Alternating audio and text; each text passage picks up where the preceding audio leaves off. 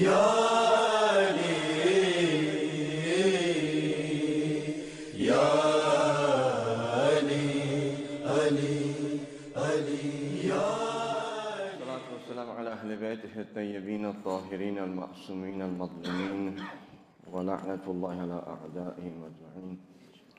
اللهم كن لوليك الحجة ابن الحسن صلواتك عليه وعلى آبائه في هذه الساعة وفي كل ساعة وليا وحافظا وقائدا وناصرا ودليلا وعينا حتى تسكنه أرضك طوعا وتمتعه فيها طويلا برحمتك يا أرحم الراحمين. اللهم صل على محمد. اللهم صل على محمد وآل محمد. أما بعد السلام عليكم ورحمة الله وبركاته. All praise and glory belongs to Allah, the creator of this universe, the one who, out of his wisdom, knowledge, love, and all of the qualities that he has as a creator, did an amazing thing. And that amazing thing that he did was so amazing that after doing it, he congratulated himself. So it was something so amazing in his creation that was never done before, right? And that was the creation of a human being. After creating the human being, he said, congratulations to your own self. Because it was something that no other creation can understand what he has created that is so awesome and amazing other than Allah subhanahu wa ta'ala. With all of its angles and all of his knowledge, with all of his perception and all that he has, he said, I've created something that is going to be the weakest in body, but the strongest in soul. Two extremes. The weakest in body, but the strongest in soul. How strong? I put inside of him my soul. See? I put inside of him my soul. Meaning what? This soul is so amazing, is so awesome, is so great that I am giving the association to myself. Right? When you like somebody a lot, you say he's from me. Right? When you want to give honor to somebody, and if somebody is great and they were to say to you, you are from me, it is an honor. Right? If Imam Zawal, when he comes, he introduces. And if he was to come inside and he was to say that you are from me. Out of all of the people here, if he associates himself to you, it is one of the biggest honors that can be bestowed upon any of us. Right? So what is the awesomeness, what is the amazing part? That you have the weakest of body, but you have the strongest of the soul. How weak are we? We are weaker than an ant. Yeah? Body-wise, we're weaker than an ant. Not aunt. I don't know if you... The English accent, is it ant or aunt? Ant. Yeah. So the weakest, like, for example, an ant can lift 10 times or 20 times the weight that it has. With me? It can lift even actually greater than that, but let's just to get our minds together. Because there's 8,000 different species of ants and there are 250 trillion ants in the world. What? 8,000 different species. Right? 250 trillion. How many human beings? 7 billion. Compare 7 billion to 250 trillion. The people who are good in math, you take out the ratio. Right? Let's say 10 times. If I was as strong as the ant, I would be able to lift, I won't tell you my weight, right? But approximately I would be able to lift 1,500 pounds. If I happen to, let's say, weigh 150 pounds, for example, inshallah, maybe after my Ramadan, right? So, after not feasting, but fasting. This is the month of fasting, not feasting, right? If I'm 150 pounds and I could lift 10 times more than my own weight, it would be what? 150 times 10, which would be what? About 1,500 pounds, right? I cannot even lift my own weight. But an ant can lift 10 times its weight. Who's stronger? The ant. Right? It's logical. If I was to jump as high as a grasshopper, I would clear a few football fields. How high can I jump, Muslim? Not my own height. So Allah subhanahu wa ta'ala says, out of all of the carbon-based entities that I've created, even including the other planets and trillions of stars and so forth, this weakest of carbon-based bodies with the strongest of the soul metaphysical being that I have created, they're going to be joined together. And in this weakness, this being is going to elevate itself and become the best of my creations. And that pull that we have from our body, there is a pull. From our soul, there is a pull. And we're being pulled from both sides. And both of the pulls are so strong that if somebody can control that, they can become the best of His creations, for which Allah subhanahu wa ta'ala congratulated Himself. Right? So how many, Agha did not do the summary today? Okay? Because I was hoping he would do the summary, then I don't have to do it. Right? But if you remember yesterday, because we only have a few hours we had with you, so it's important that maybe something we can take from these 3 or 4 hours that we were together.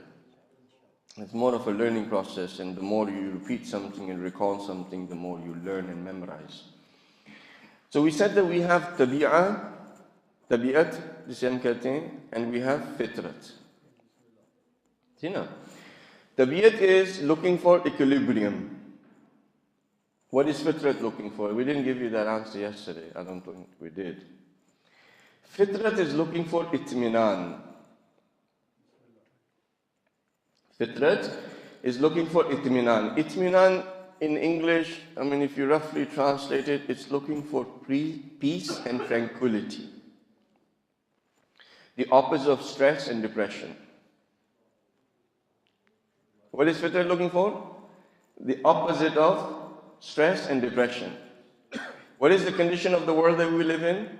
They say in America, out of 10 people, 8 are depressed. And I think the other 2 are in denial. They probably are depressed too, but they're denying that they're depressed. Right? So if you look at the stats, the human being's fitrat is actually what it's been looking for. It doesn't have it. Because the stress and depression is there. Right? So the fitrat is looking for itminan. How are you going to be able to get rid of stress and depression? If you have itminan, right? How do you get itminan? Ala bi dhikrillahi tatma'innul qulub. Be aware, be reminded. There is no other way. Allah. That it is only in the remembrance of Allah subhanahu wa ta'ala that the hearts find peace and tranquility. So if you do not have the remembrance of Allah subhanahu wa ta'ala, guess what's going to take the place in your heart? Stress and depression. So the more human beings' fitrah gets disconnected from the remembrance of Allah subhanahu wa ta'ala, the more the byproduct is going to be stress and depression, and the pharmaceutical companies are going to make millions and trillions of dollars without doing anything.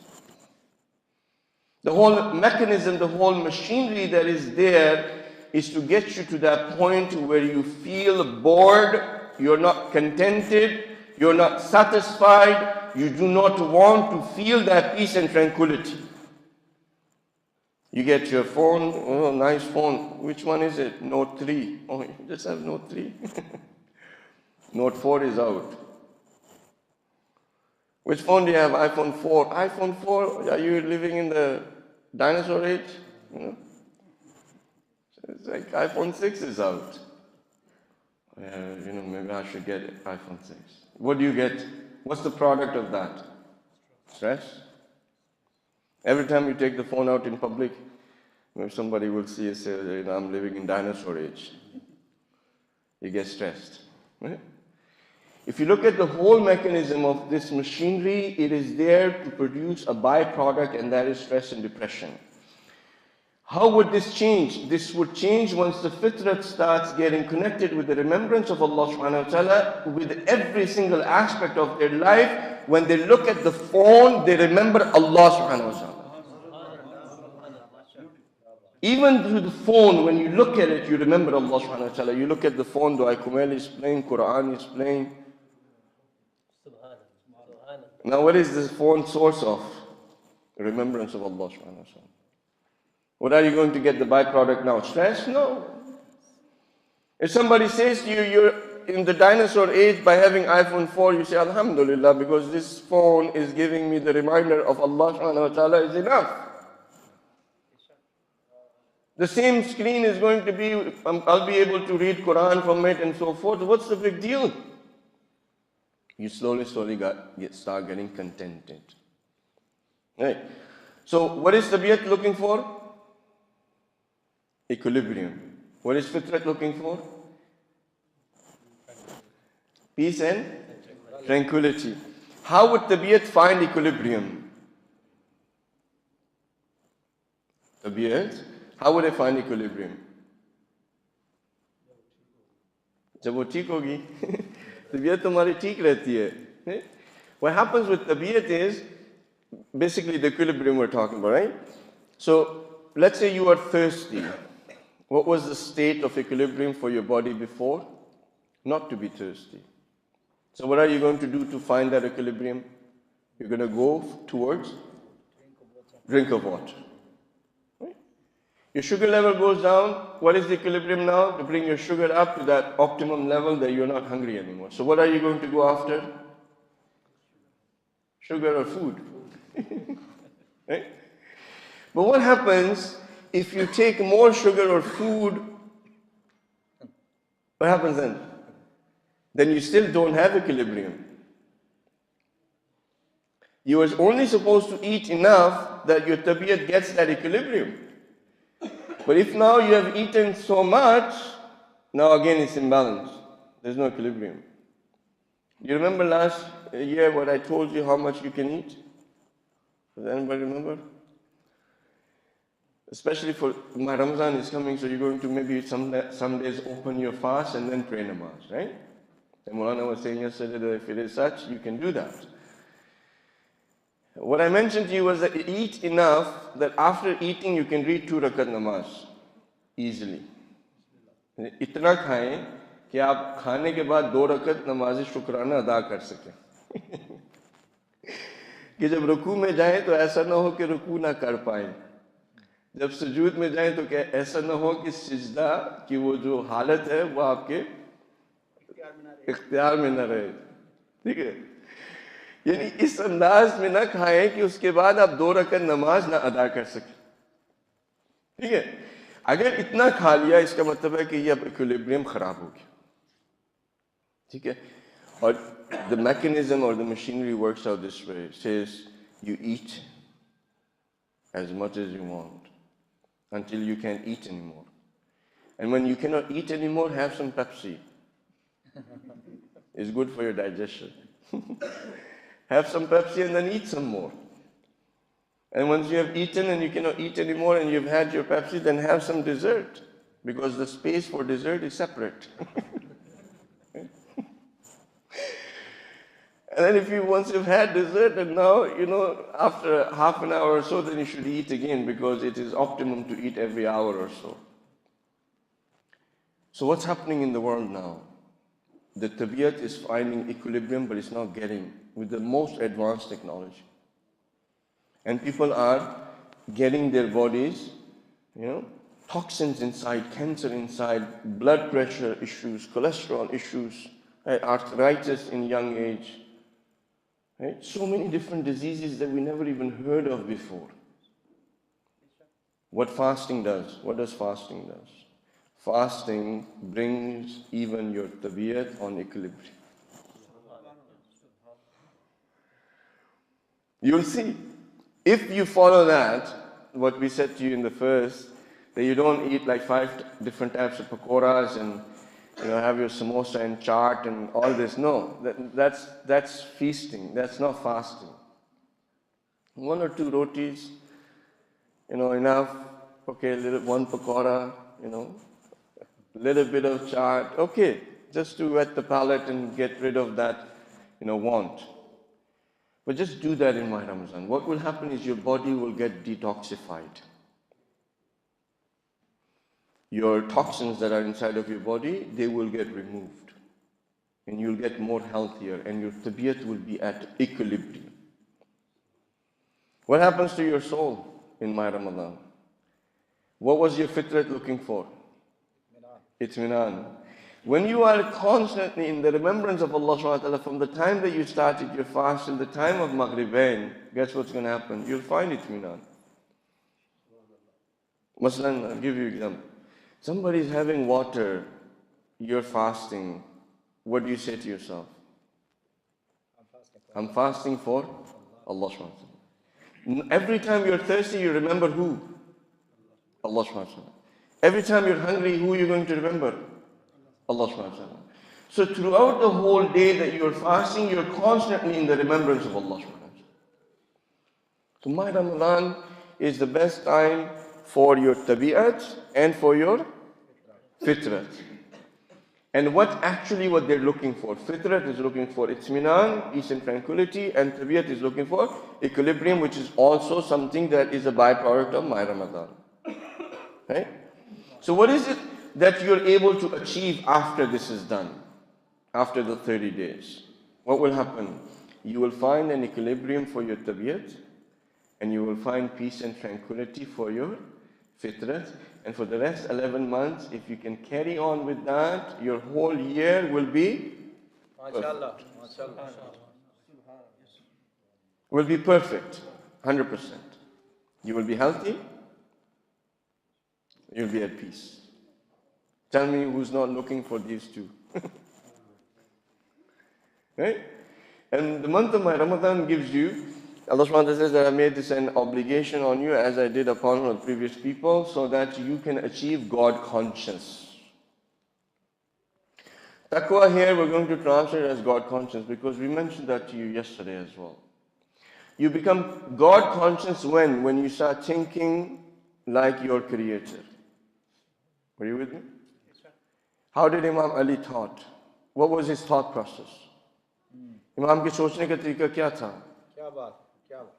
इमाम किस तरह से सोचते थे? इमाम जब एक चीज को देखते तो किस अंदाज में देखते थे? उनकी जहानबीनी क्या थी? उनकी जहानबीनी ज़ाहिर किरदार से निकलेगी, कैरेक्टर से निकलेगी, ईमान से निकलेगी, तकवा से निकलेगी, इन सारी चीज़ों से निकलेगी, इल्म से निकलेगी, हिल्म से निकलेगी, किस्म से निकलेगी, इन सारी सिफात से निकलेगी ना। किसकी सिफात थी इमाम अली अलैहिस्सलाम के किरदार में? किसकी थी? खुदा की थी। खुदा की सिफात जो उनके किरदार के अंदर थी, उन सिफात से जब वो दुनिया को देखते थे तो उस अंदाज से देखते थे कि एक मखलूक जो है वो अपने खालिक के अंदाज से दुनिया को देख रही है। मेरा खालिक कैसा है? मेरा खालिक बच्चों पे मेहरबान है, मुझे कैसा होना चाहिए? My Creator is merciful on orphans and on little kids. How should I be? I should be merciful to orphans and little kids. Although I am the bravest person alive and there is nobody who can stand in front of my sword, but I will let go of that, cook food for these kids and feed them. Although I am the ruler of the time, but if I find space on dirt, I'll sit down on it. Right? So when a person becomes God conscious, which is one of the translations you can do of taqwa, what happens is that the person starts thinking on the same wavelength as Aimma Masumin alayhi salam. And then the world looks very different. Enemies that you were thinking before are not enemies anymore, they're friends. Eh? The enemies that you thought these are enemies, they're friends. And the friends you thought before are actually enemies. If you start looking through the eyes of Imam Hussain salam, the biggest enemy you will find is someone who has the authority over people who does not deserve to be in that position. Yeah? That's the biggest enemy. And then he says that a person like me cannot do bi'ah of a person like him. So look at this. In 30 days, if you practice correctly, and you can even, like one or two things about the perception of Aimma Masumin, you can start looking at the world, your life will change. Our communities will change. And then of course there are many higher levels of fasting, which I don't know if we should go into, but maybe a little bit, right? Because it might be tomorrow, it might be the next day, so we don't have time. You know how many types of fast there are? Just थोड़ा सा with me. बाबा ने कहा English में ज़्यादा बात करें ये बुजुर्गों का टाइम जो है वो, लेकिन नहीं, वाजिब मुस्तहब तो फ़िक़्ह के एतबार से दो किस्म के फास्ट, वाजिब और मुस्तहब। जो मैं कहना चाह रहा हूँ, अगर आपके पास वो ताकत है कि मेरे ज़हन को आप पढ़ सकते हैं, तो तीन किस्म के फास्ट में बात करना चाहता हूँ. 3 types of fast. One fast is of the body, which you and I would do. With me? One fast is of the body, which you and I would do. What invalidates that fast? You have those things that invalidate. If you were to drink water or eat or associate a lie to the Prophet or I'm a Muslim and so forth and so forth. This is one type of fast. What would be the byproduct of that fast? If you were to do that. What did you gain?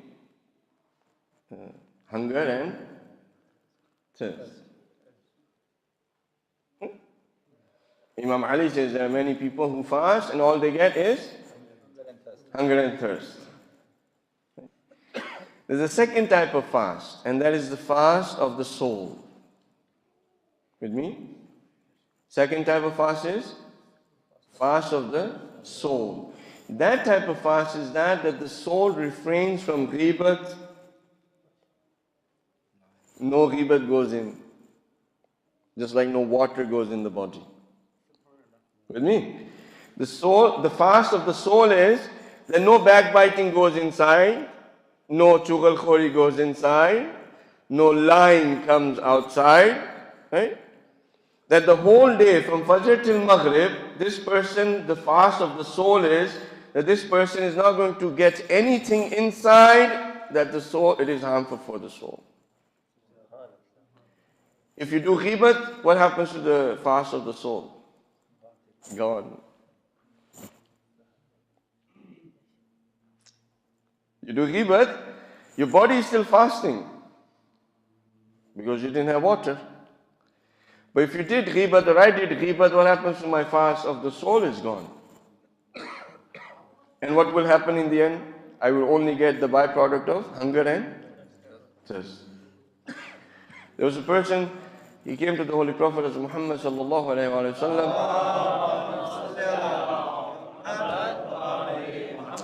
And he said to the Prophet offered some food to him. He said, thank you very much, I am fasting. The Prophet is asking him to eat and he's saying, thank you very much, I'm fasting. The Prophet said, no, please eat. He's like, no, I'm fasting. The Prophet said, please do eat. Can you see the irony of this conversation? The Prophet is saying, eat. And he's saying, I'm fasting.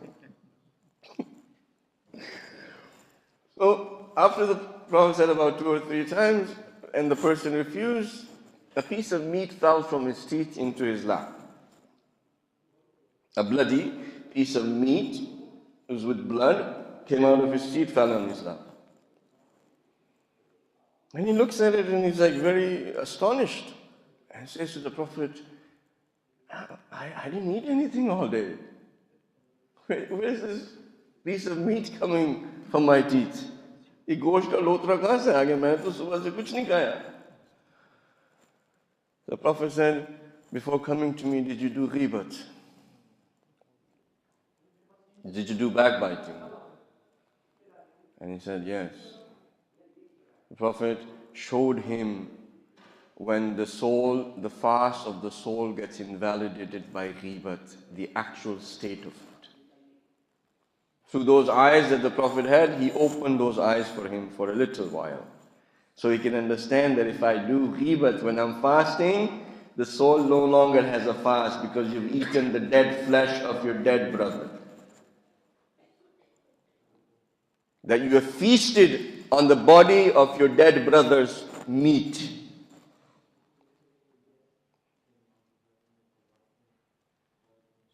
And we do that. And then afterwards, when we come here, we take the khujur and looking at everybody, Inna anzalna, and then Allahumma laka sumtu, alayka tawakkaltu, rizqika aftartu. Alhamdulillah, one down and 29 to go. When you fast of the soul, when this fast of the soul happens, if you are able to do even one fast of the soul in the whole 30 days, that month of my Ramadan would be the best month of your whole life. That one fast will change your life, would be worth a whole lifetime worth of fasting of the body. One fast. इंसान को रूह का रोजा रखना चाहिए, ठीक है? और मजे की बात क्या है कि रूह का रोजा खुदा के जिक्र को अंदर लाने से टूटता. वाह वाह वाह वाह वाह वाह वाह, माशाअल्लाह माशाअल्लाह. The fast of the body gets invalidated as soon as you put something inside, even if it's dirt.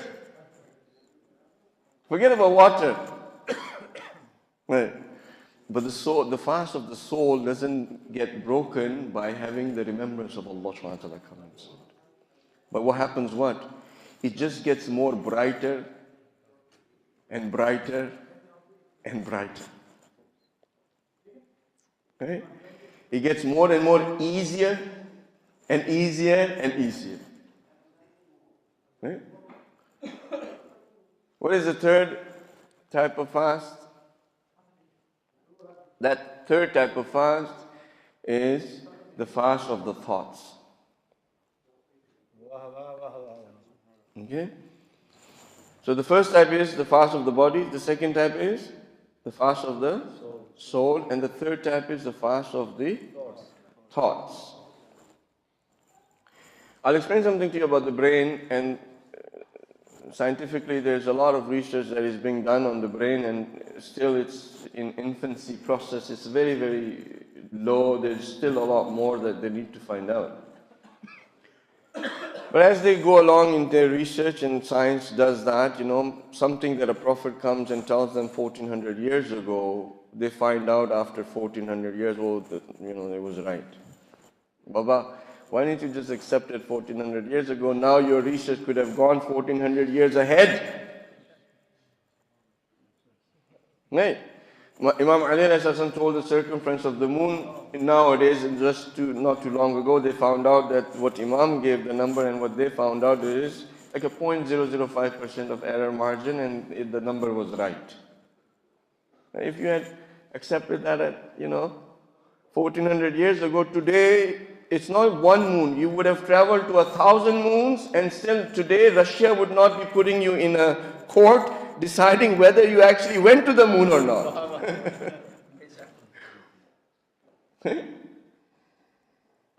So, the brain that we have is actually the connection between the body, which is your tabi'at, and your fitrat, which is your soul.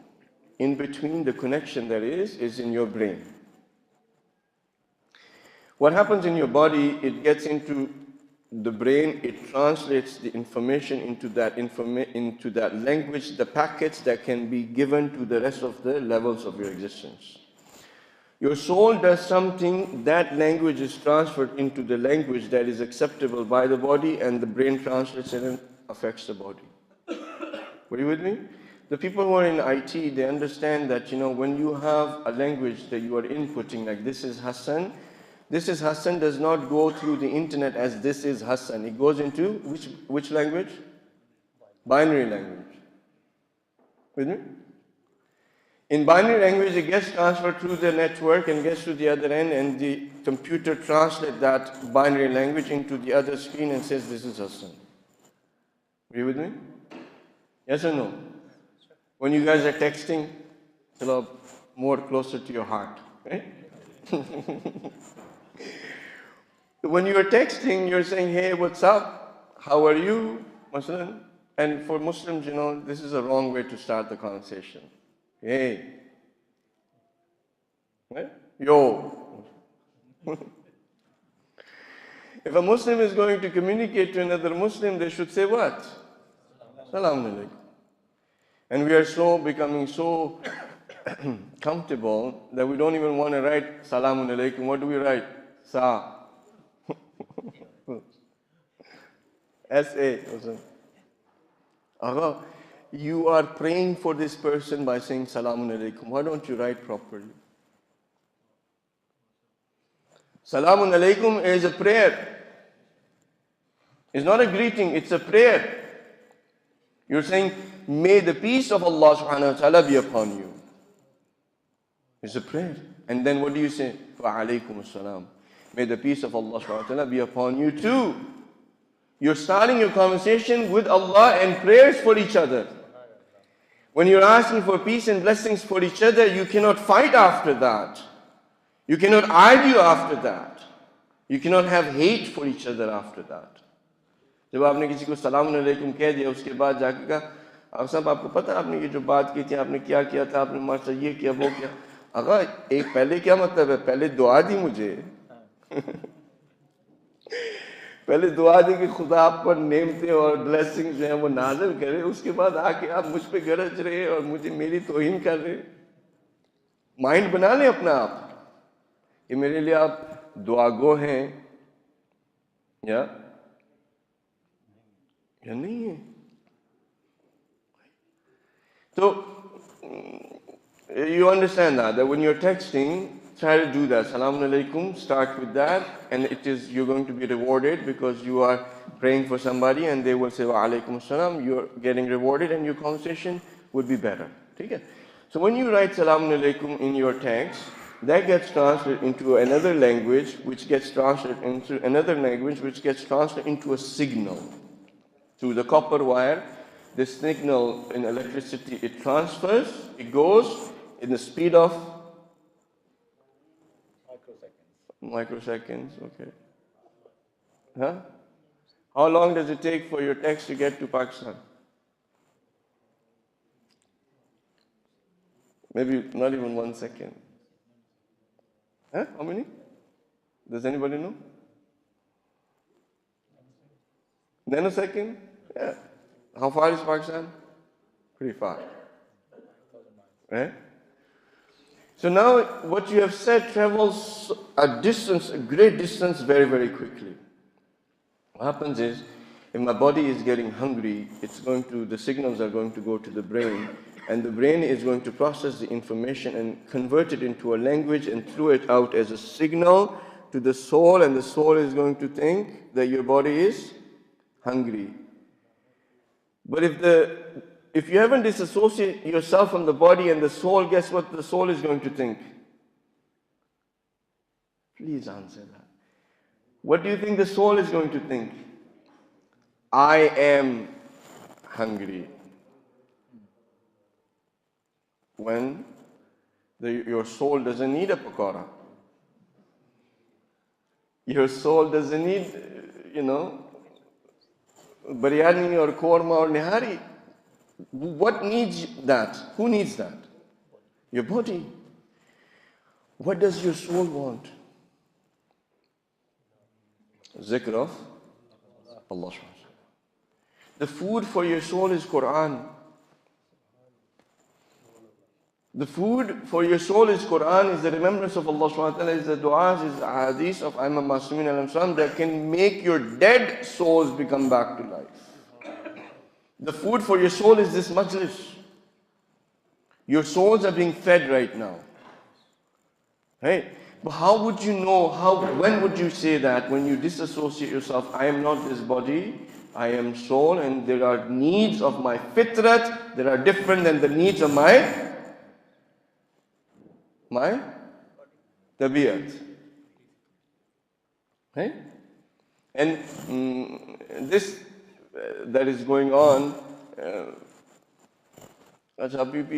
okay, I'll convince you, don't worry. Or maybe I'll try, okay? This relationship, I'll give you another example. Have you seen a puppet show? I don't know if I gave you this example before or not, but anyway. Have you seen a puppet show? देखा ना आगा पाकिस्तान में भी ऐसा होता था, वो पुतले होते थे छोटे छोटे, उनके साथ तारें लगी होती थी और वो एक हाथ होता जो हिलता था और फिर पुतले हिलते थे ना, और हम जब छोटे होते थे तो वो हम कहते थे यार ये जिंदा है ना? Right? The puppet show, the puppeteer has the hand is moving and the lines are connected with that puppet, and it is made of, let's say, fishing line, and you can't see the lines, and the kids are looking and they're saying, wow, this is alive. I don't know. When you grow up, you say, well, putla, the puppet in itself is not alive. The reason why this puppet is moving is because of the strings that are attached to the hands. It's the hand that is alive, is moving the puppet. Right? You got the example? It's in your mind. In front of you is that puppet. This body of mine is that puppet. There are strings attached, and the soul is the one moving this puppet. But we don't have the eyes to actually see the strings. And we don't have the eyes to see the hand that is moving it. So what do you think? This puppet is alive. Hazrat Malakul Maut, he comes and what does he do? He cuts the lines. He cuts those lines, and then if he was to cut the lines right now, I would ask him to wait for another half an hour if he has to. But if he has to, wait for half an hour, and then when he comes and he cuts the lines, and then I'll just fall down like this, and what will you say? Hasan is inna lillah. I didn't go anywhere. Just like the hand doesn't go anywhere. The hand is still there. The puppet has fallen down because the connection is severed. But now actually the hand is more free. Before the hand was occupied with the movement. With the movement of that puppet, now the hand doesn't have to worry about the movement of the puppet. The hand does not have to worry about the sugar level is going up or down, or cholesterol going up or down, or BP going up or down. Doesn't have to worry any of that. Doesn't have to worry about pain, doesn't have to worry about arthritis, doesn't have to worry about, I'm cold or I'm hot. Right. Simple example. But it is the closest probably to the reality. Okay? And we put so much importance on that puppet. Okay? उस गुड़िया के लिए गुड़िया गुड़ा होता है क्या, गुड़िया और क्या उसका दूसरा क्या है, गुड्डा. मतलब वो बच्चे होते हैं ना, वो गुड़िया और गुड्डे के साथ खेलते रहते हैं, सारा दिन उनकी देखभाल करते हैं, कभी बाल जो है उनके सीधे कर रहे होते हैं, कभी लिबास को ठीक करते हैं, उनको कभी खाना खिलाते हैं, उनको चाय पिलाते हैं, उनके लिए घर बनाते हैं, उनको जो है वो ऐसे उनके लिए करते रहते हैं. अब वो उधर जा रहे हैं, ये कर रहे वो कर. बच्चे ये काम करते हैं, हम ये सब काम करते हैं सुबह से शाम तक.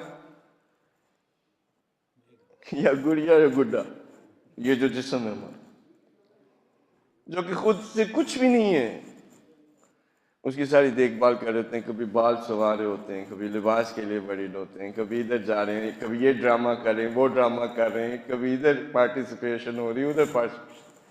अल्लाह में कहते हैं ये दुनिया जो है लहा व लाब है.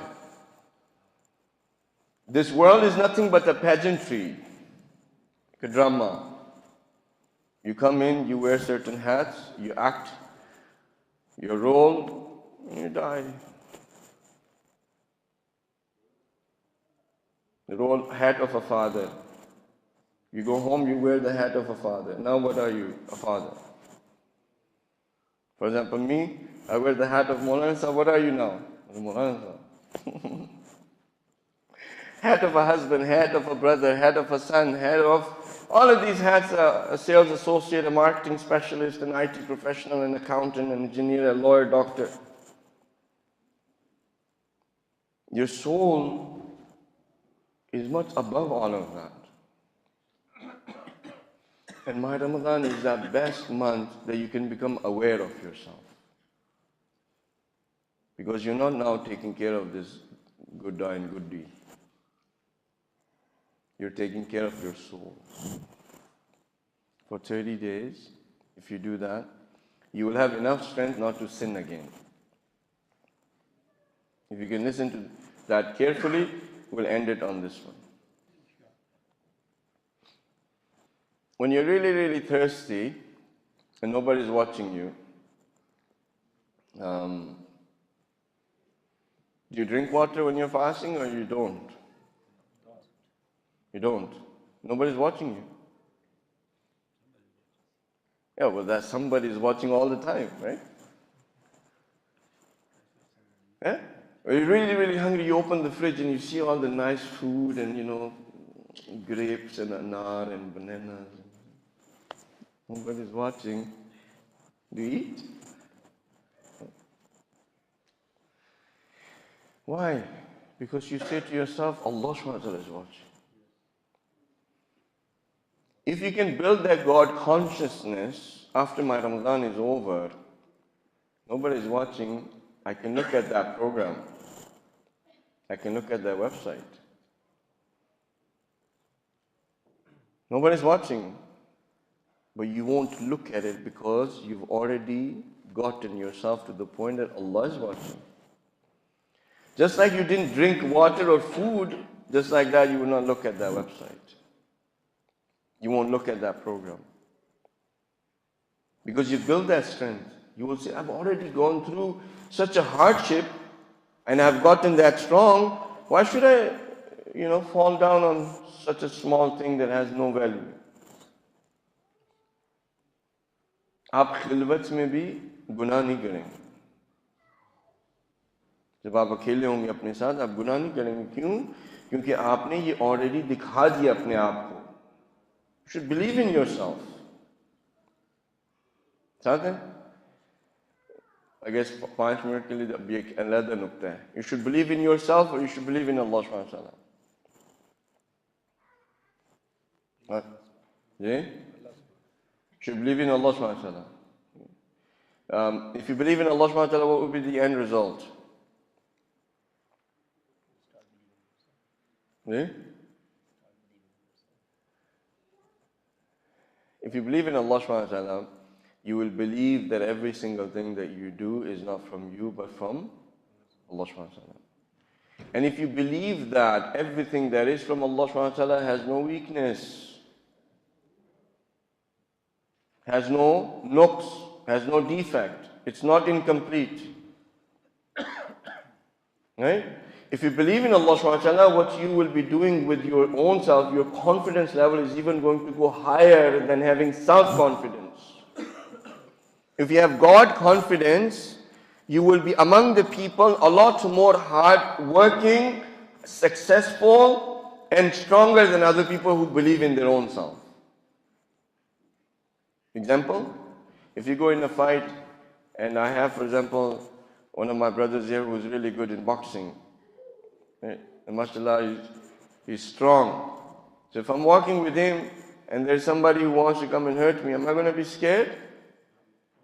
Do I have confidence in myself? No. I don't have confidence in myself because I won't be able to face those 5 people. But I know that my brother is here and he will take care of those 5 people. So what am I going to have? I'm going to have more confidence. I'm like, yeah, you want to fight? Muslim. Yes or no? Yeah?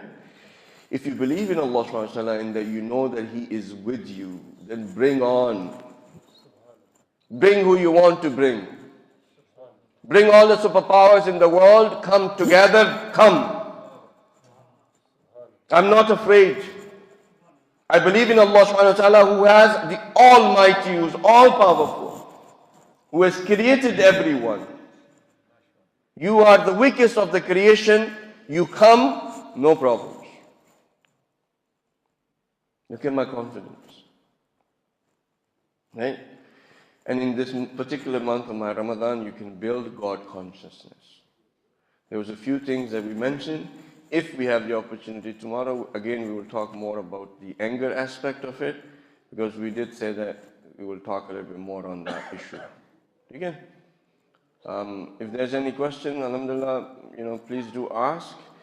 If not, then I can go a little bit of review of what we said about anger.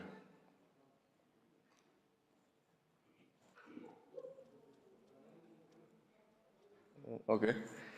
So what we said yesterday about anger is that anger is built into your blood as an animal instinct. Allah subhanahu wa ta'ala has placed that in there for you to defend yourself and go away from things that are harmful for you.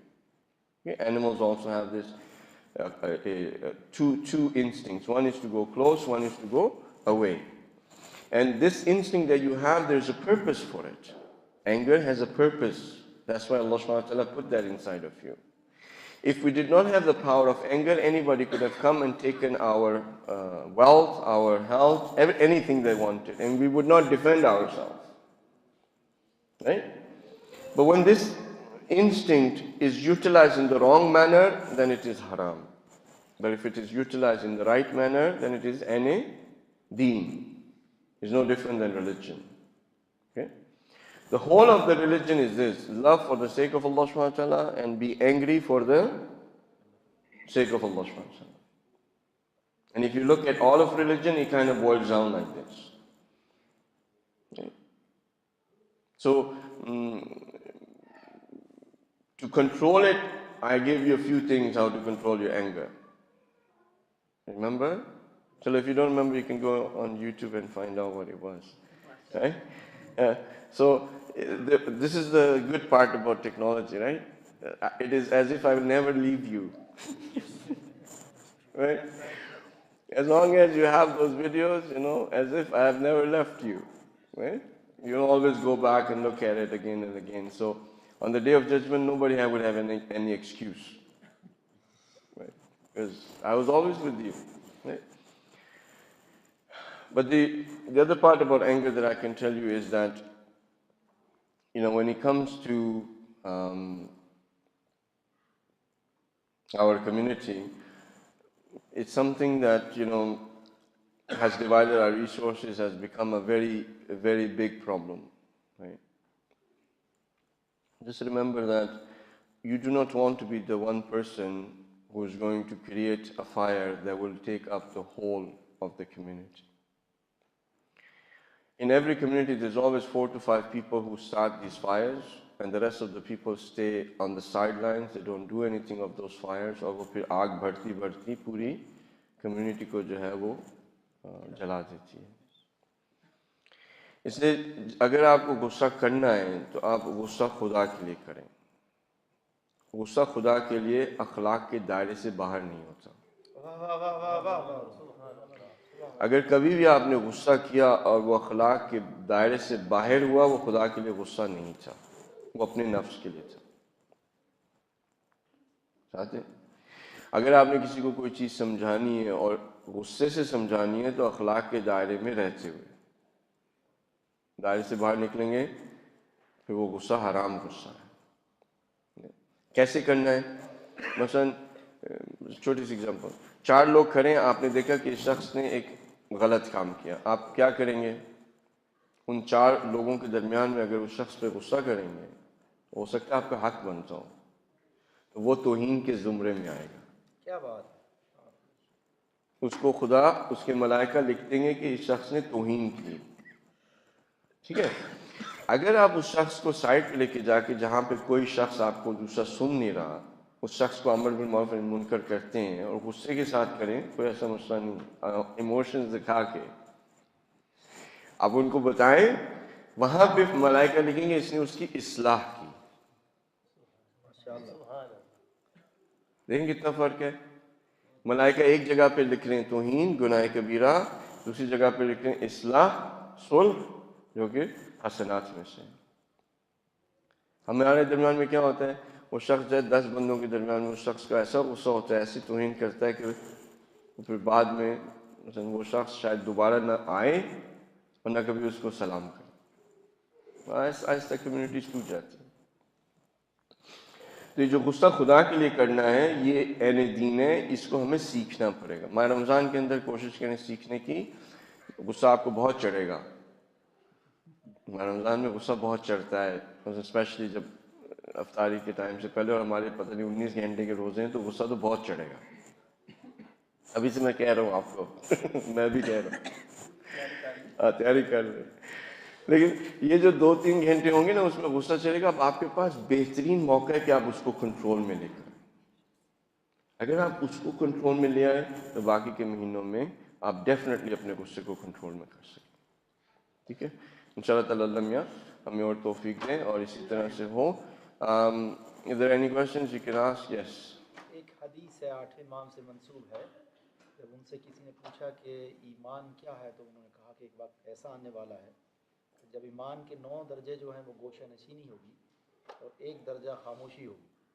اس حدیث سے کیا مراد ہے؟ اور جب ہم community میں عوام کے درمیان, ہم خود بھی عوام میں سے ہیں, جب عوام کے درمیان موو کرتے ہیں تو ڈفرینٹ مینٹلٹی کے لوگ ہوتے ہیں, ان کے ساتھ کس طریقے سے پیش آ جائے کہ بیماری, غصے کی بیماری سے بچ سکیں؟ نہیں, اس حدیث سے تو پھر جو سمجھ میں آئے گا وہ یہ کہ گھر میں بیٹھ جائیں, لوگوں کے ساتھ انٹریکشن نہ کریں. اصل میں کیا ہے کہ میں آپ کو ایک اور حدیث بتاؤں گا اور تھوڑا سا سینیریو بلڈ کروں گا. ٹھیک ہے, ایک شخص ایک شہر سے آیا ہے 6 امام کے پاس. تو امام نے اس شخص سے کہا کہ تم جس شہر سے آئے ہو وہاں پہ تم اپنے ہمارے شیعوں کو یہ کیوں نہیں بتاتے کہ وہ ہمارے لیے باعث زینت بنے نہ کہ باعث شرم. ساتھ ہیں کہ کونوا لنا زینا ولا تکونوا لنا شینا, کہ ہمارے لیے باعث زینت بنے نہ کہ باعث شرم. تو وہ شخص جو تھا اس نے کہا کہ آقا میں بتاتا ہوں لیکن لوگ جو ہے میری بات نہیں سنتے. ساتھ ہیں, لوگ میری بات نہیں سنتے. تو امام اس کے لیے کہتے ہیں کہ پھر تم اپنی دوسری ذمہ داری کو کیوں نہیں ادا کرتے. تو امام سے کہتے ہیں آقا وہ کون سی ذمہ داری ہے امام؟ امام اس سے کہتے ہیں کہ تم ان کی مجلسوں کو کیوں نہیں ترک کرتے. ساتھ ہیں کہ آپ ان کی مجلسوں کو کیوں نہیں ترک کرتے. وہ کیوں امام نے کہا؟ وہ اس وجہ سے کہا کہ وہ شخص پڑھا لکھا شخص تھا, امام کے ساتھ اس کی نسبت تھی. جب وہ شخص ان کی مجلسوں میں بیٹھتا تھا تو دوسرے دیکھنے والے کہتے تھے کہ یہ لوگ ٹھیک ہوں گے, کیونکہ اگر یہ لوگ ٹھیک نہ ہوتے تو پھر یہ شخص ان کی مجلس میں نہ بیٹھا ہوتا جو امام کا شاگرد ہے, جو خود عالم ہے. پھر امام نے اس شخص کے لیے کہا کہ تم اس ذمہ داری کو کیوں نہیں ادا کرتے کہ ان کی مجالس کو ترک کر دو. اگر یہاں پہ استثناء ہے گوشہ نشین ہونے کے لیے تو وہ استثناء ہر شخص کے لیے نہیں ہے, اور اتنا بھی آسان نہیں ہے کہ ایک عالم کہے کہ اب میں گوشہ نشین ہو جاؤں کیونکہ یہ حدیث اس طرح سے کہتی ہے. اس شخص نے کوشش کی اور امام کو پتہ تھا کہ اس نے حد الامکان کوشش کی اور صحیح انداز میں کوشش کی. ہم جب کوشش کرنے نکلتے ہیں, لوگوں کی اصلاح کرنے نکلتے ہیں, ان کے ساتھ انٹریکشن کرنے نکلتے ہیں, ہم بجائے اس کے کہ ان کی اصلاح کریں ہم گناہ کر کے نکلتے ہیں. ہم خود باعث شرم ائمہ معصومین کے لیے بنتے ہیں, اصلاح کرنے والا.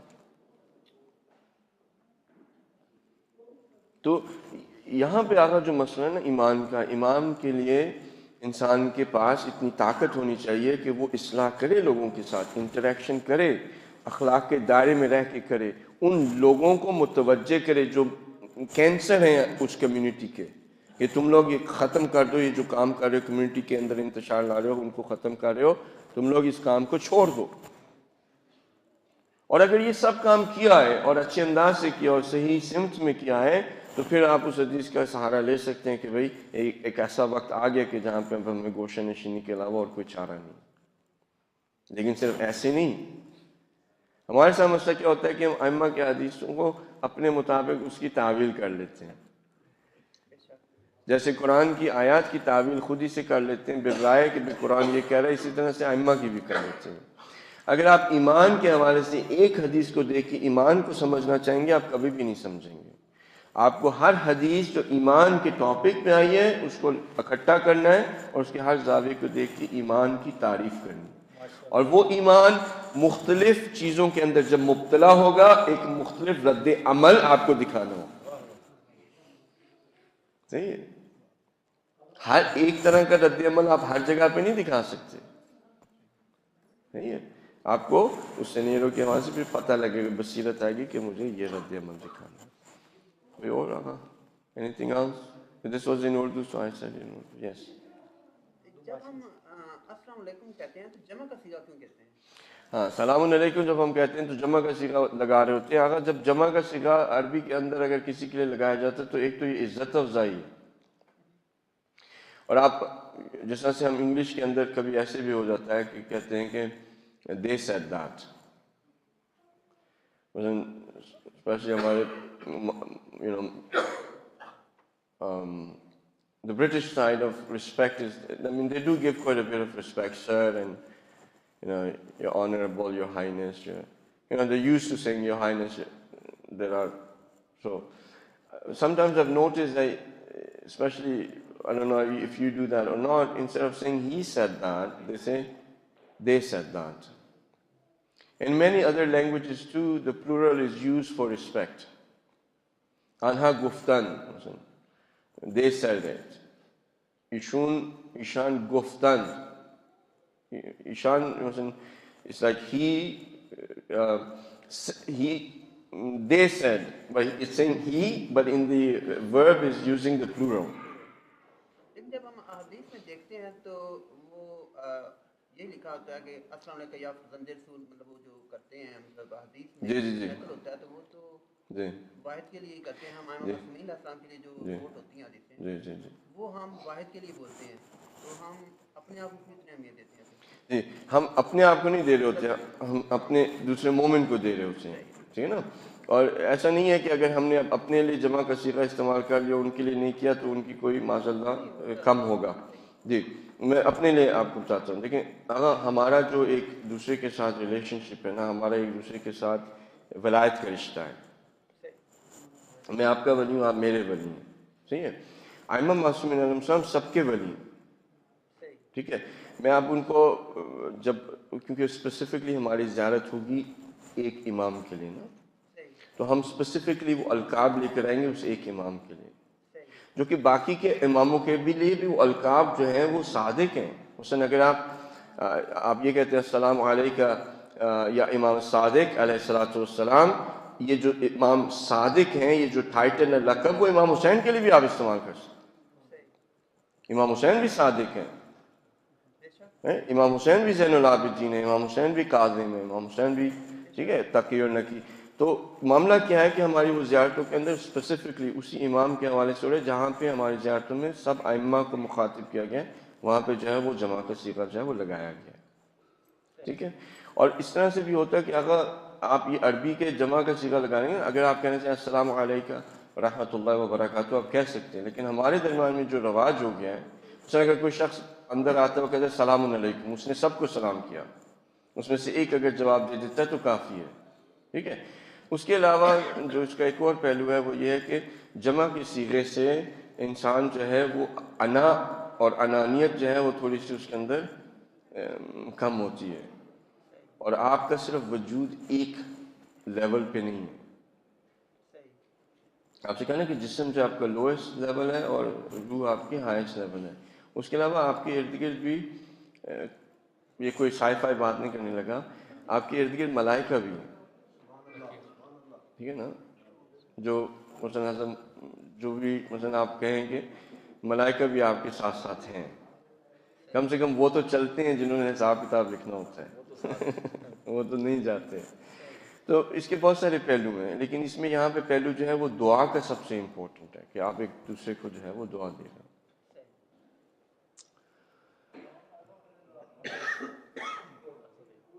यहाँ सब सारे सवाल आप लोग ही पूछते हैं, आगे सफ पिछली वाली सफ से नहीं पूछती कुछ। एक सलवात पढ़ें ताकि इंशाल्लाह दिमाग हमारे खुल जाए। अल्लाह सल्ले अला मुहम्मद व आले मुहम्मद। इंशाल्लाह दिमाग तो आप खुले हुए हैं।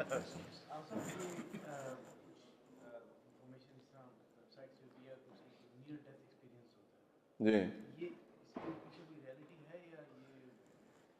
जी, अगर जो नियर डेथ एक्सपीरियंस होता है वो एक फिनोमेना है जो कि पूरी दुनिया के अंदर आपको उसकी डॉक्यूमेंटेशन और उसकी चीज़ें मिलेंगी। मैं अगर चाहें तो इंग्लिश में बात कर सकता हूँ, उसकी किस इस्तिलाह है बहुत सारी है। So near death experience is something that you will find in all over the world. It's a phenomena that happens, and you will have you'll have plenty of cases to document to come to a point of conclusion that it actually has some reality to it. What happens is that a person who gets to so close to the brain not getting the oxygen, scientists, they say that there is certain amount of hallucination that happens, and that is hallucination is classified as near-death experience, where in the phenomena everybody sees a tunnel, at the end of the tunnel sees the light, and it sees himself or herself floating towards that light. It's consistent. What is amazing is that the scientists negating that part is that what they forget is that the Chinese person is also seeing the same thing, and somebody in Europe is also saying the same thing. I mean, why is it that it is only that specific hallucination with that specific scenario is being projected by everybody? And the people who have this near-death experience, it seems like they're floating on top of themselves. They have a bird's eye view. They can see the doctors, they can see the nurses, they see their own body. And when they come back, they actually tell the doctors, you were saying this, that he's going to die and he's not going to survive. If it's hallucination, how come this person is coming back and telling you facts? Right?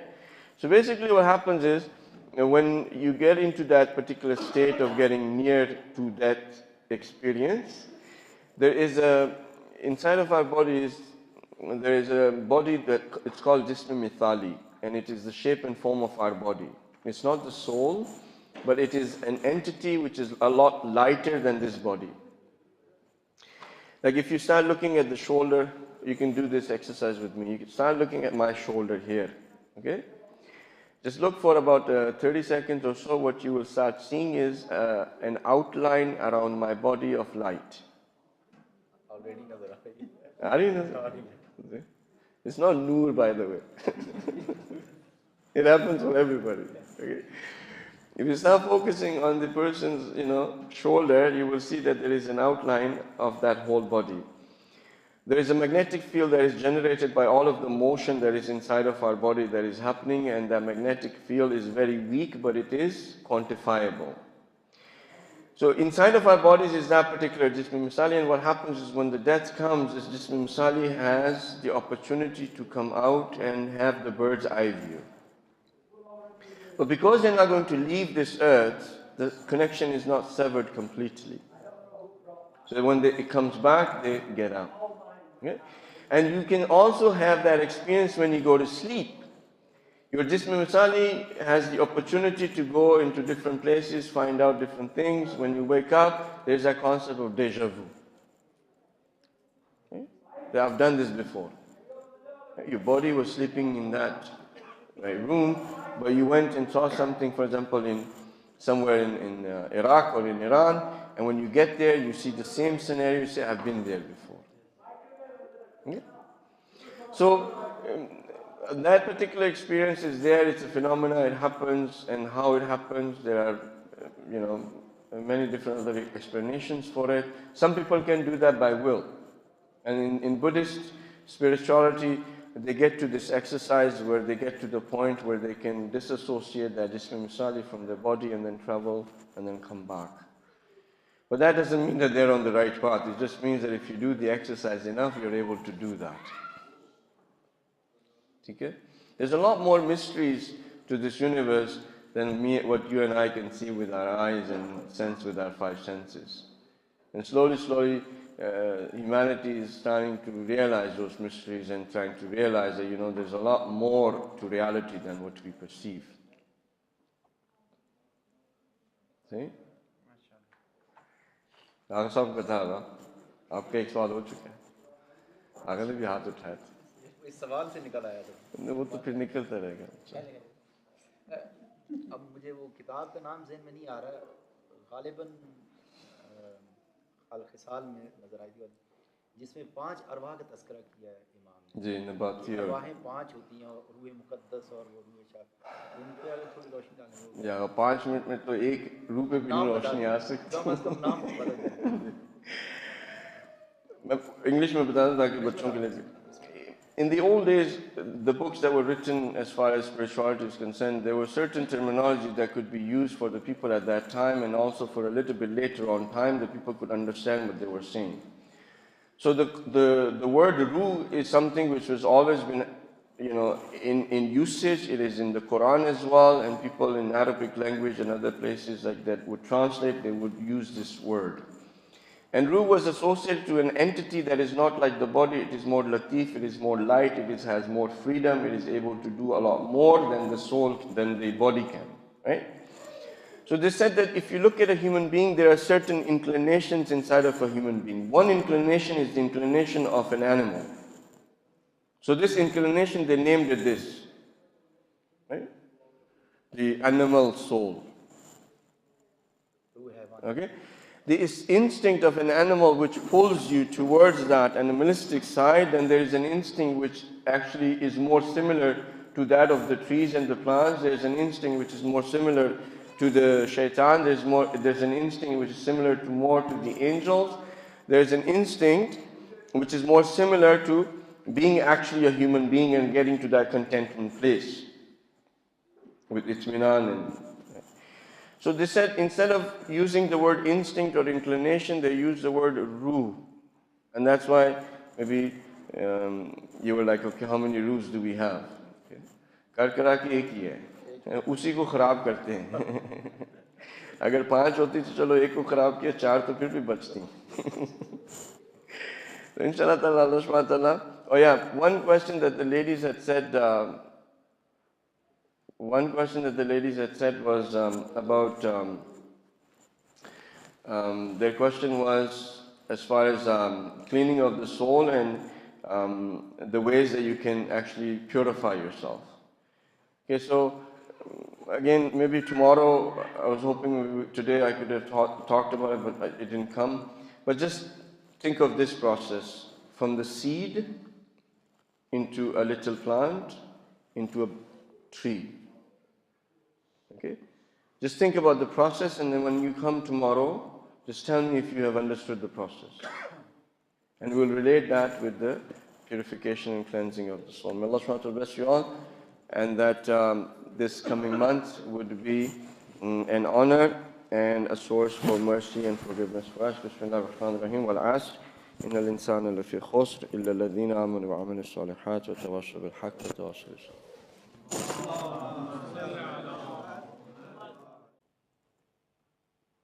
If I happen to, let's say, weigh 150 pounds, for example, inshallah, maybe after my Ramadan, right? So, after not feasting, but fasting.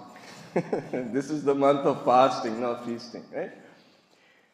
If I'm 150 pounds and I could lift 10 times more than my own weight, it would be what? 150 times 10, which would be what? About 1,500 pounds, right? I cannot even lift my own weight. But an ant can lift 10 times its weight. Who's stronger? The ant. Right? It's logical. If I was to jump as high as a grasshopper, I would clear a few football fields. How high can I jump, Muslim? Not my own height.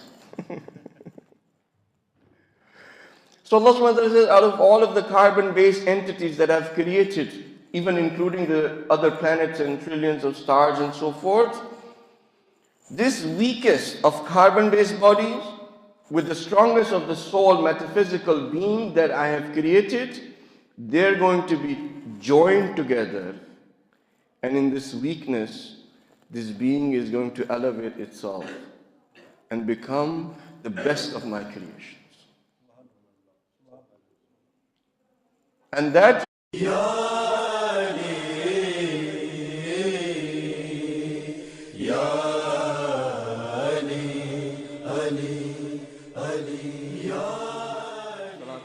على أهل بيته الطيبين الطاهرين المعصومين المظلومين ولعنة الله على أعدائهم أجمعين. اللهم كن لوليك الحجة ابن الحسن صلواتك عليه وعلى آبائه في هذه الساعة وفي كل ساعة وليا وحافظا وقائدا وناصرا ودليلا وعينا حتى تسكنه أرضك طوعا وتمتعه فيها طويلا برحمتك يا أرحم الراحمين. اللهم صل على محمد. اللهم صل على محمد وآل محمد. أما بعد السلام عليكم ورحمة الله وبركاته.